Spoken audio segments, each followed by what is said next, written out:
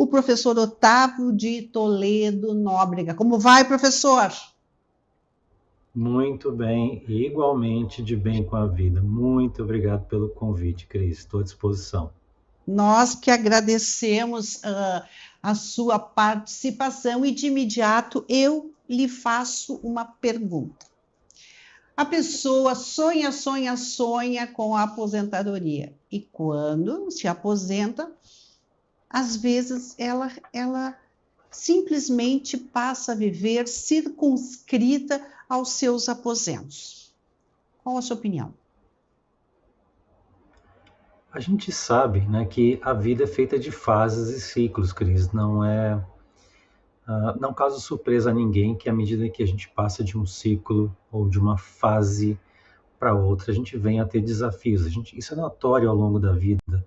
Quantas não são as crianças que, ao evoluírem para uma adolescência, passam por momentos de dificuldade, de readaptação, são novas formas de pensar, novos vínculos afetivos que se formam, novos valores que a pessoa nutre, e da mesma forma quando a gente passa para a vida adulta, e aí para uma meia idade, e aí chega o envelhecimento como decorrência natural. É fato, né, notório que o envelhecimento ele traz seus desafios.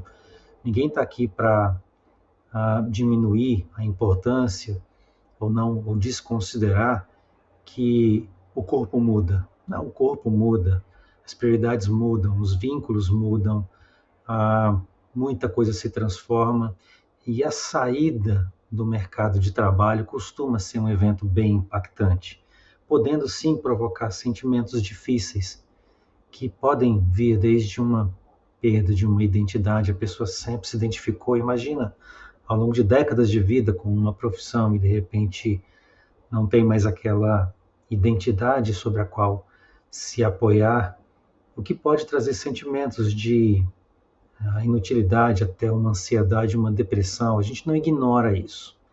Mas esses sentimentos, eles não precisam ser o desfecho de toda uma vida laboral, de toda uma construção que a pessoa fez ao longo de sua vida. Afinal de contas, podem sim, na verdade, representar um ponto de inflexão e uma chamada à reinvenção, uma chamada à pessoa a refletir sobre o que é mais importante para ela naquele momento.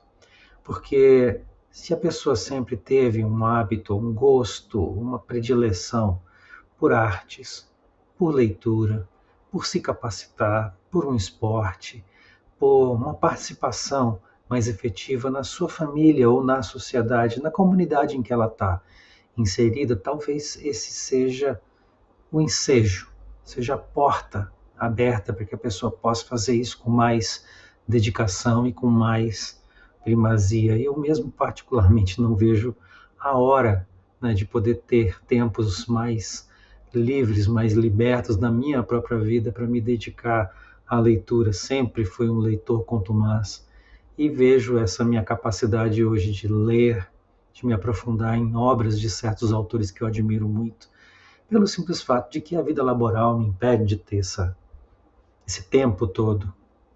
Então veja que já é, de certa forma, eu, Otávio, aqui pensando, né, no que serei, no que farei, quando não mais aquele vínculo laboral obrigatório, né, me impuser uma rotina de acordar às 8 da manhã, ir para uma jornada, voltar às 6 da tarde, cansado.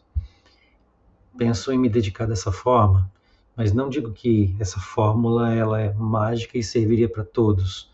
Cabe aqui um ponto realmente de autoconhecimento e de introspecção, não necessariamente profundo, numa jornada extremamente cansativa a pessoa, mas uma reflexão sobre o que a pessoa valoriza e sobre por onde ela gostaria de se aprimorar depois que uma vida laboral ela se encerra. Eu acho que a gente pode começar por esse ponto.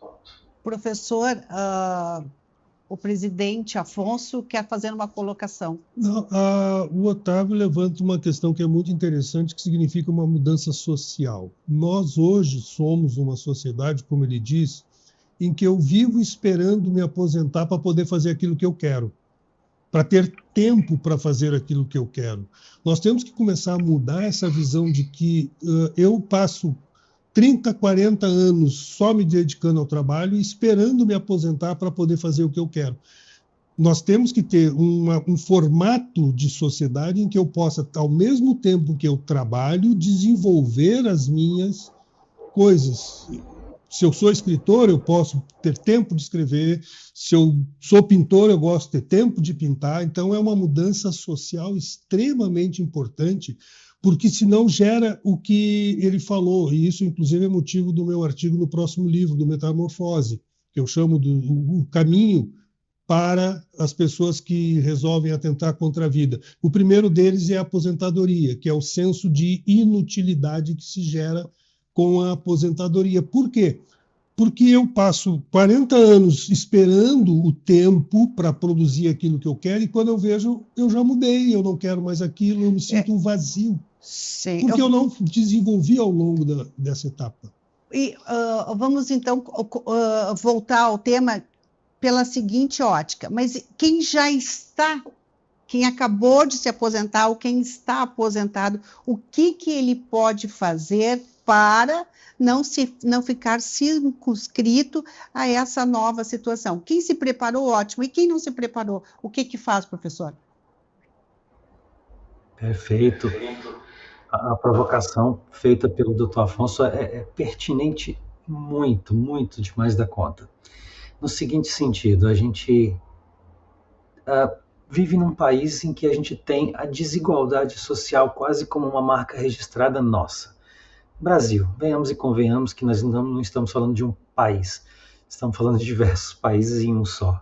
Costumo até brincar que vivemos em Brasis diferentes a depender do estado em que tivemos a oportunidade de nascer e nos desenvolver, do nível socioeconômico que temos, do nível de escolaridade que a gente possui. E isso, então, traz por si só, né, diferentes trajetórias na vida e diferentes formas de envelhecer. Haverão, inclusive, aqueles que envelhecerão sem a possibilidade de cessar seus vínculos laborais, precisando continuar a trabalhar a fim de buscar uma complementação de renda e um sustento. Isso é um fato, ponto. Mas para aqueles que tiverem a oportunidade de cessar uma vida laboral, se aposentando e podendo então se dedicar a outras atividades, é bem como o Cris já adiantou, que busquemos fazer isso antecipadamente, pensando, nos refletindo nos anos que antecederão a essa aposentadoria sobre que rumos minha vida terá a partir do momento em que eu me aposentar. Porque a gente sabe que o completo vazio que se segue logo à aposentadoria, ela pode ser extremamente deletéria, pode trazer ansiedade para as pessoas. E por isso eu diria que, a título de recomendação, que a gente buscasse refletir antecipadamente sobre que ocupações daremos às nossas vidas antes que a aposentadoria chegue, e uma vez que ela tenha chegado e não tenha sido feita essa reflexão, talvez a pessoa vá precisar mais do que nunca de se apropriar daquilo que ela tem de habilidades e competências. Se é uma pessoa que passou a vida inteira sendo, por exemplo, fazendo contabilidade, né? Puxa, quantas não são as pessoas no seu ambiente familiar ou mesmo no seu ciclo de conhecimento que vão precisar de ajuda continuada com as suas empresas, um trabalho mesmo que voluntário, ou aquela ajuda que as pessoas podem dar umas para as outras para elaborar a famigerada declaração do imposto de renda. Só esse trabalho já seria bastante meritório e bastante auxiliar para as pessoas do seu ambiente. E a gente pode então pensar em outras alternativas, mas por hora eu acredito que pensar antecipadamente talvez fosse a principal chave para que a pessoa, ao chegar na sua aposentadoria, já tivesse uma proteção mental para que não desenvolvesse essas angústias e essas ansiedades que normalmente advêm de uma aposentadoria súbita. Perfeito.